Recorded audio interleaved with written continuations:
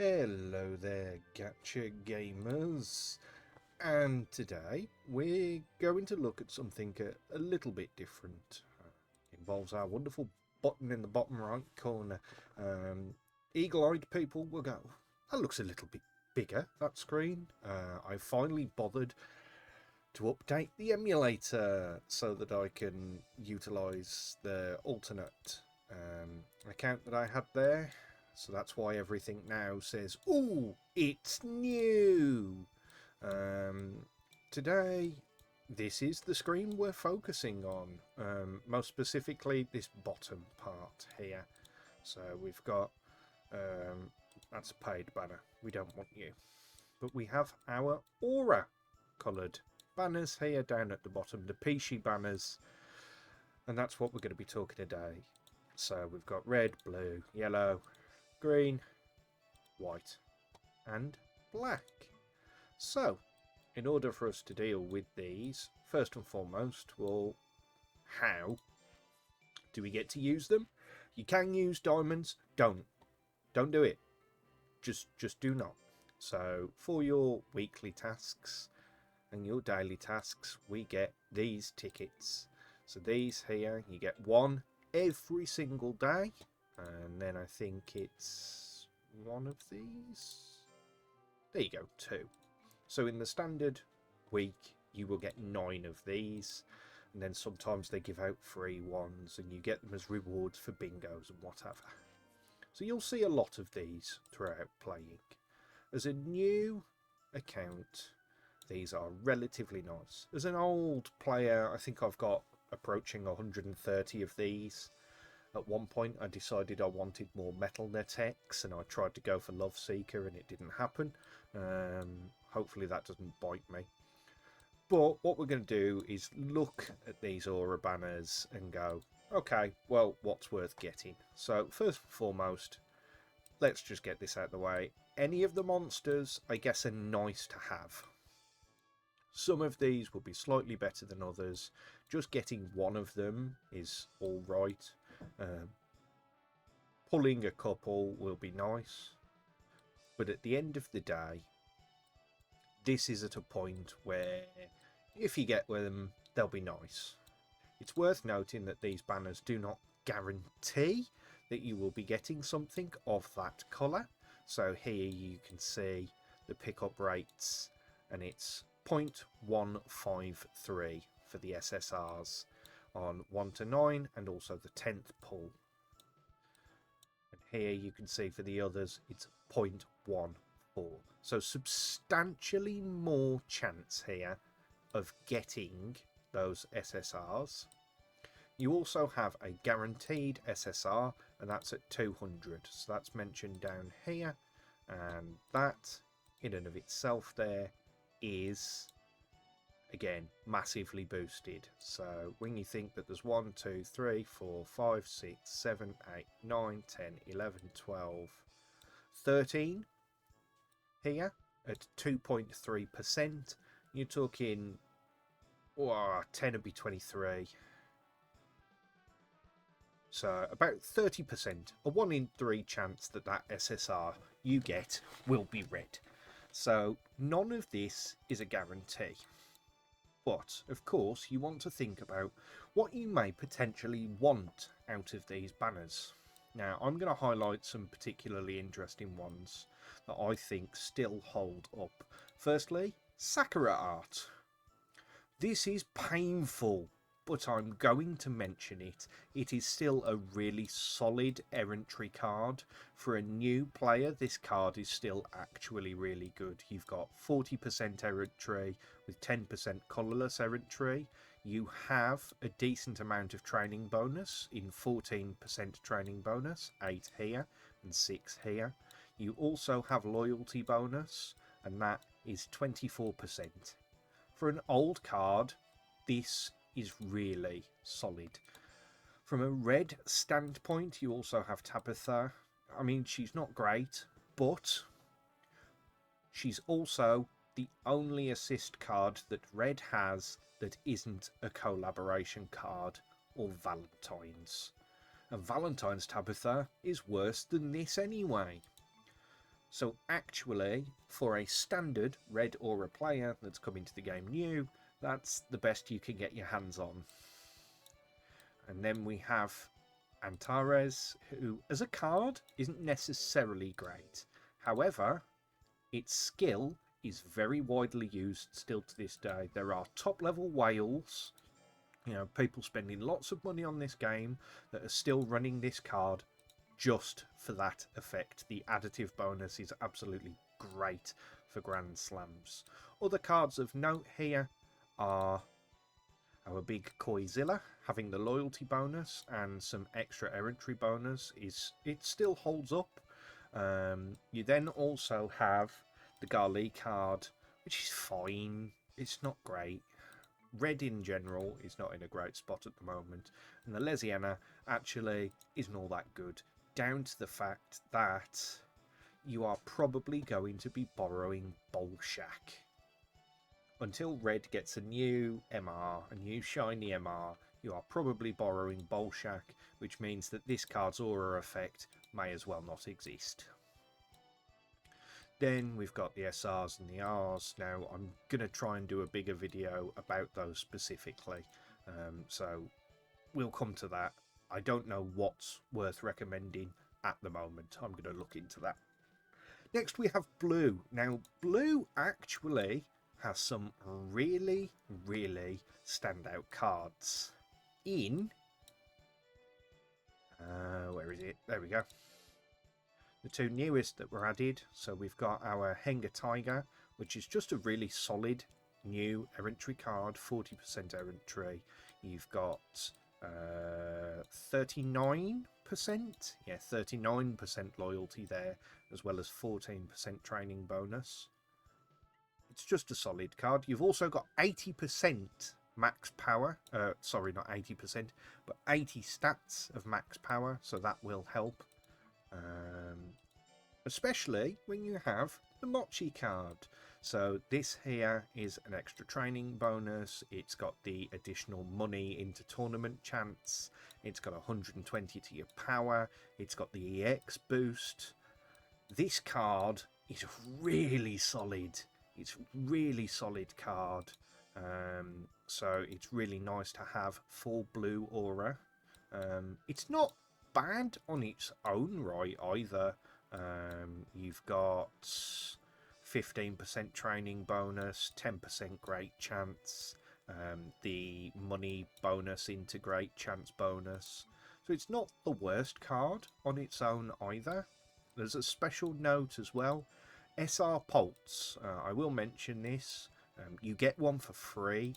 Maybe being able to max this guy out isn't the worst option that you have for a neutral assist card to use across all of the banners. It's a bit easier to get a hold of than Tabitha.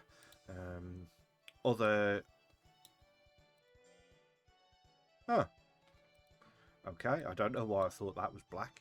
But other cards to note that are decent here is difficult. Yeah, there's not really much else of note there. Now, Yellow actually has a really interesting card for a new player, and that is the Rival Pulse here. So this is actually quite nice as a card because it allows you to use this across all your colours. It's a very versatile card. It's helpful for all of them. Yes, the aura bonus does exist, but all it is increasing the amount of maximum stats that you'll get. And for a new account, that doesn't really matter all that much. So this is actually a really solid card for pumping up numbers. You get access to rival battles. You get access to small little rival events. So this was actually, and these types of cards were a major form of new shiny thing. So this is actually really solid to get your hands on if you can do. Other cards that are of note involve the Techno Dino, which is still a pretty good little errantry card. These cards will fall off, the errantry ones, compared to some of the stronger training-based cards that a lot of the top-end accounts will be using. But ultimately, it's worth remembering that early on, you are your own benchmark. Just beat your own numbers. If you sit there and compare yourself to the people that have been playing this for years on end, you are going to feel miserable. Even though I've been playing this game since day one, there are still people now that I look at and I go, I'm never touching that. I will never be able to touch that. Conversely, there are people that probably look at me and go, I will never get scores like that. But at the end of the day, it's all about that incremental progress on your own things. So you need to keep that in mind. With that said, you've got things like the... it's alright. It's not the worst card, but the big thing for yellow here really is that pulse. If you get a hold of that, I would say that arguably this card, if you don't have access to any of the modern banners, you know, obviously I don't know what banners will be around when you go to pick up the game, but this pulse card will just be worthwhile investing in. Yellow itself here doesn't really have many others that are standout cards. Green, you've got Bomb Diddly Ump Bomb, very, very little. I don't even think the Meltner card's all that good. It's quite unfortunate. Yeah, this isn't. I think the closest they've got to a... I don't want to use the word good, but an acceptable card is maybe the Leaf Hair. Lontar's not good. Omega wasn't bad, but there's not a lot here that's of massive interest. The QB itself might still stand up because it's got that loyalty effect. The secondary loyalty effect is just quite nice to have in general, but there's nothing stand out for green. Now, white actually gets some interesting toys to play with here. So one that is quite interesting still is the card for Hakutaku. This one has this bonus effect that increases starting attributes. They can inadvertently stack, but it's just a really decent little card. It's not necessarily worth holding out for, but it's still relatively alright. And then we've got the Dreamy card, a small bonus to the top end stats of inorganic monsters, but this extra training percent along with extra EX training, along with bonus food rewards per gold earned, is just a really nice little set of skills that thoroughly benefit as well if you have inorganic bonuses. And the Kingzilla card is also relatively solid here. You've got these EX bonuses, you've got the monetary bonus here, so again another one of those great increased chances dependent on your money, big training, big great chance, 30% errantry, and then of course we get to black. So here you've still got the Pixie card. Now, whilst this card isn't as modern as some, it does still have the additional life skills here, which are just really, really nice skills for survivability. You've got Endbringer, which has got solid errantry bonus and is just a half decent card. Great chance, training chance, loyalty bonus, more great chance and more training chance.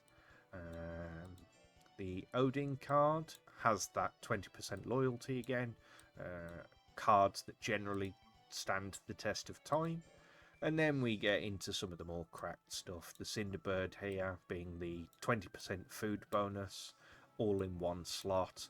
The 75% stats in your initial card selection, as well as EX bonus, and then great chance, training chance, errantry bonus, great chance, training chance. You know, there's a lot of really, really good stuff here. Also coupled with the Alive, the Mono, the bonus EXP. That's really nice in one slot. The bonus EX, the extra Noramon chance is neither here nor there. But these two cards in general are really nice. Oh, not you. Go away, you. But having something like this, along with the Cinderbird, along with the Endbringer, you know, ultimately puts you in a solid position. You could swap the Mono out for the Endbringer. What's, of course, really interesting with all of this is there are some solid cards across all of them. What I would be advising for yourself as a beginner account watching this, don't it pains me, but don't pick red. You don't want to be pulling on the reds. You don't want to be pulling on green. So that leaves you with blue, yellow, white and black. Ultimately, some of that is going to be down to your own choice. I think yellow, whilst having Pulse, generally also has less good modern options. So you'd be looking at potentially blue, white or black. Black has been receiving a lot of support. So hopefully, I really hope that we get less of it in the coming months, which would then put white and blue in better spots for you to pull things. It's worth noting that black's main MR black's assist MR was collaborative, whereas the blue MR was not collaborative. So there is a chance that you could still get the blue MR. There is still chance with the anniversary coming up that you could get the black rival or the blue rival in winter, which I think we're still technically in. I don't know if we will be in March. But these banners are generally quite nice ways to boost your resources, gather scrolls. Personally, I would stick to one of these. As a new account, stick to one of these because you are going to want to try and get a lot of one colour. Not only that, if you start getting duplicate scrolls, you can put them into newer modern cards that you'll be pulling anyway. So, with that said, well, you know what, for the sake of it, and I don't care about 10 tickets on this account, let's do a 10 pull. Whoa, what do we get? Potentially, absolutely nothing. Oh look, it's absolutely nothing.